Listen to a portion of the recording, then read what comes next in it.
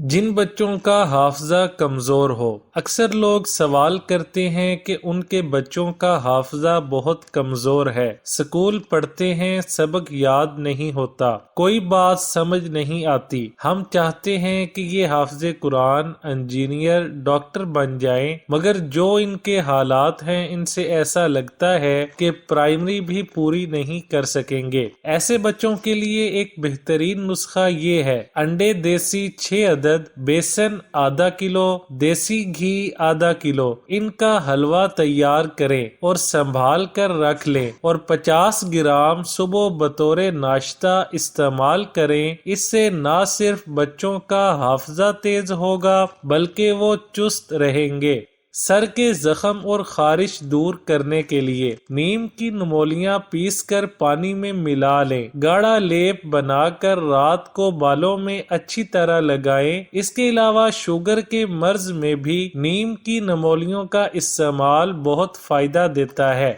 نوزائیدہ بچوں کی گیس: بچوں کو اگر گیس کا مسئلہ درپیش ہو تو انہیں سفید پودینہ، سونف اور الائچی کا قہوہ بنا کر دیں۔ اس کے علاوہ 3 سال تک کے بچوں کو اجوائن پانی میں ابال کر اس کا پانی پلائیں یا دودھ میں زیرہ ابال کر دیں۔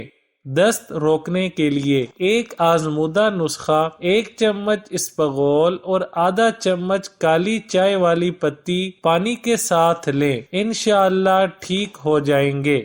خارش کے لیے میٹھا سوڈا لاجواب ہے، اس کا کوئی سائیڈ ایفیکٹ نہیں۔ پانی میں ڈال کر نہائیں اور چٹکی بھر گلاس میں ڈال کر پی لیں۔ یہ نہایت آزمودہ ٹوٹکا ہے اور ہر وقت کثرت سے درود پاک بھی پڑھتے رہیں۔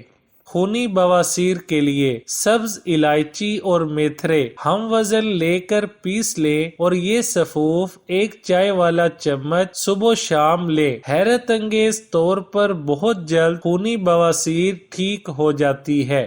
نیند اچھی آئے گی: خشخاش کو چاولوں کی طرح دھو کر صاف کر لیں، پھر اسے خشک کر کے بیلن سے پیس لیں۔ 1 کپ دودھ میں 1 چمچ پسی خشخاش ڈال کر خوب ابالیں، 2-3 دفعہ، پھر ٹھنڈا کر کے پی لیں۔ نیند اچھی آئے گی۔